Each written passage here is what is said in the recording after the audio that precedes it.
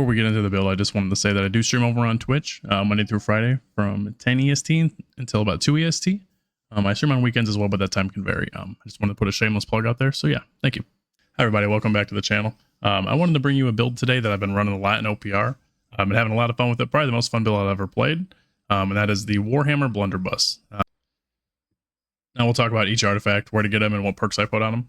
We'll start with the Nature's Wrath. You get this from one of the elite trials. You get it from Zygomat. It's the Mono Aegis trial in Eden Grove, and I put health on it. Now I would probably put slash conditioning or some type of conditioning on this if you're just using it for PvP.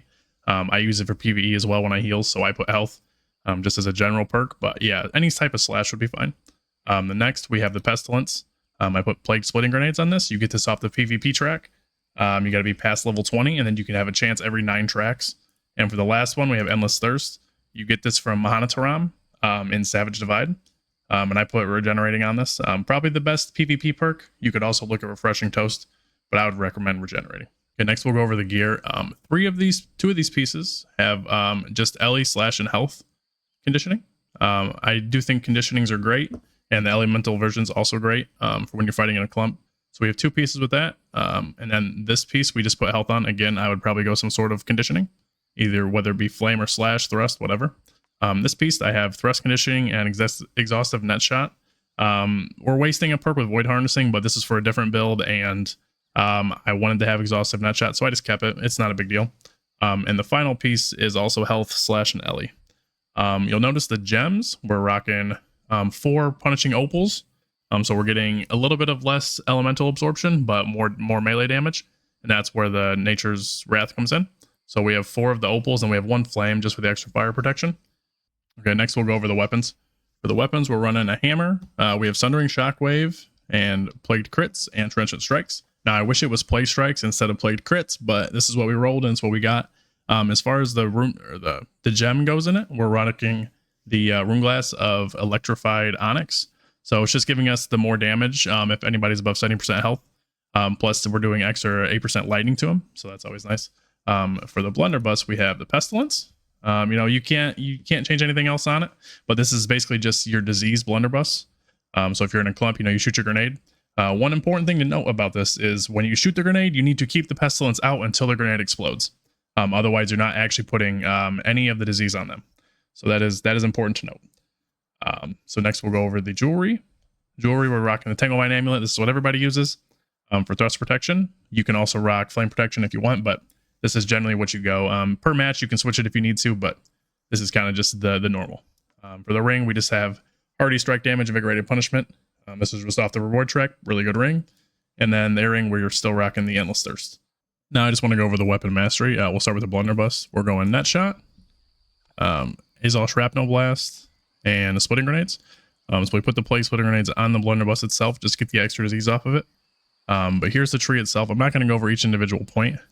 But it should look similar to this. You can go over each point, and if you decide something looks better, go ahead and pick it. There's nothing on here that's super detrimental. You do want to make sure you take double down, though. So next, let's go to the Warhammer. And again, same thing. We're using Armor Breaker here, Wrecking Ball, and Shockwave. You can use whatever you would like, whether you want to try out Mighty Gavel or Clear Out. I wouldn't really recommend Path of Destiny with this, but if you want to try it, by all means, go ahead. All right, now for the Heart Rune and your Consumables. Consumables, you're just going to run your standard, health pots, regen pots. You can run the serums if you want. I don't ever run them. They're too expensive. I don't see the point in spending that much gold for OPR, but, hey, do what you got to do.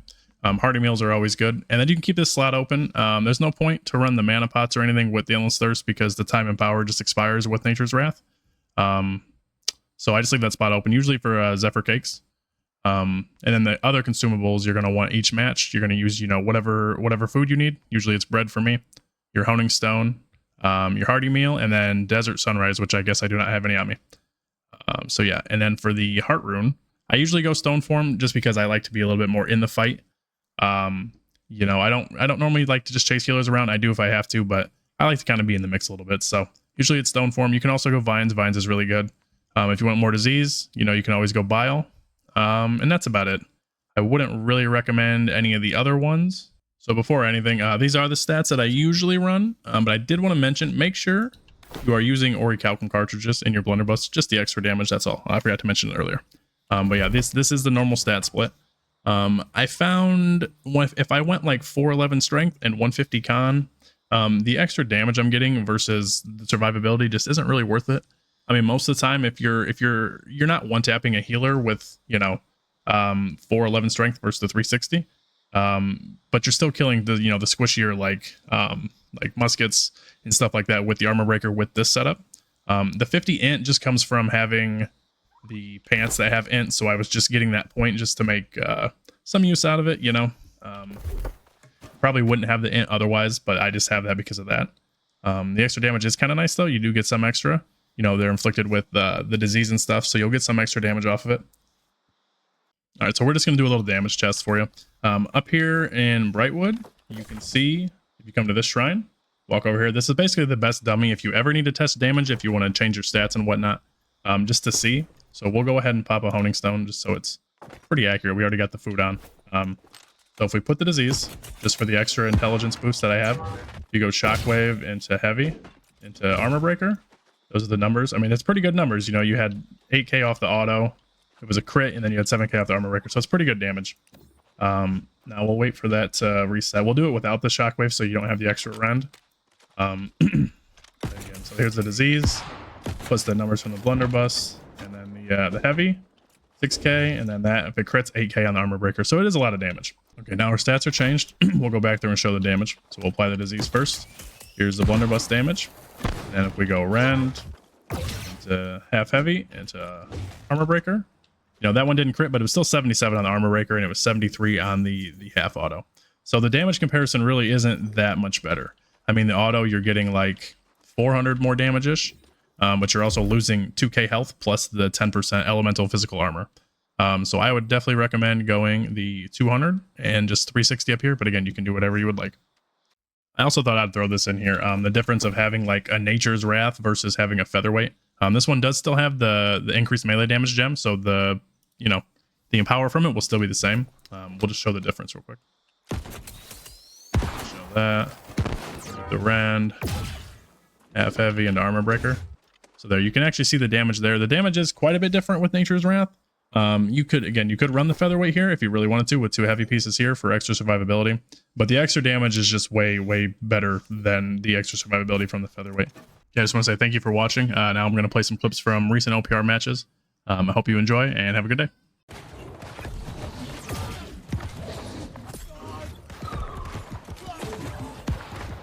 Valiant effort, sir.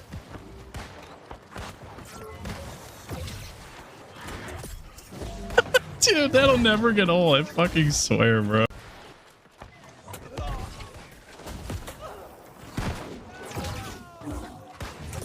Nice pocket, and you still get fucking one tapped. Oh my god, dude. How much did that?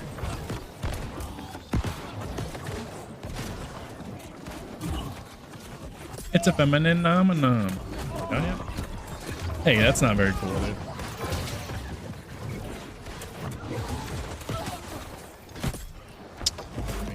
What can I say? What can I say? Be kind of clean with it.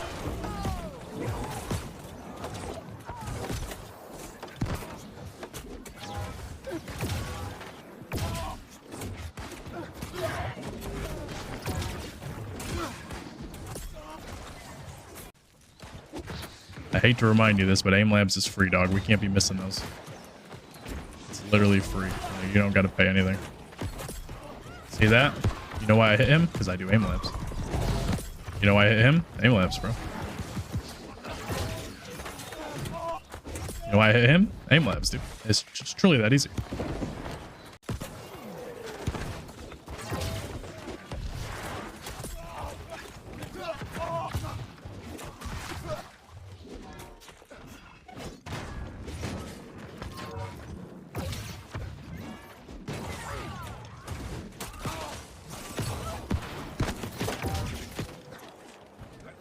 Oh, whoa, what? Did weapon swap just didn't happen or what?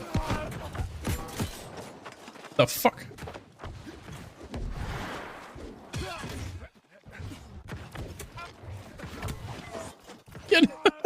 Just beat my ass with it, bro. Somebody there, holy fuck.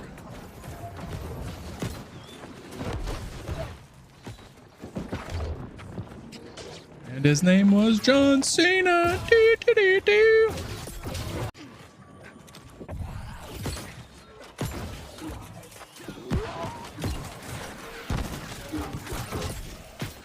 Bonk.